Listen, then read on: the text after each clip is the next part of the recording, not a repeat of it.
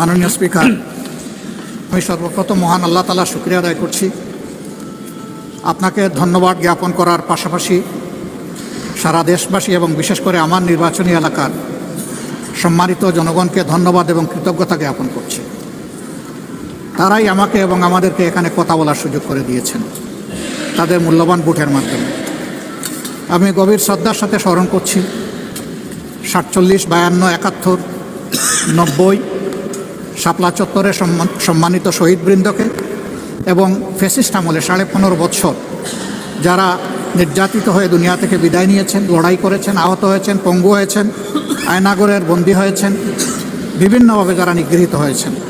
বিশেষভাবে আমি গভীর শ্রদ্ধার সাথে স্মরণ করছি 24 জুলাইয়ে যারা বুক চিতিয়ে লড়াই করে আমাদেরকে আজকের এই সংসদ গঠন করার সুযোগ তৈরি করে দিয়েছেন। তাদের মধ্যে যারা নির্যাতিত হয়ে দুনিয়া থেকে বিদায় নিয়েছেন, মহান রব্বুল আলমিনের দরবারে দোয়া করি আল্লাহ তাদের সকলকে শহীদ হিসাবে কবুল করুন।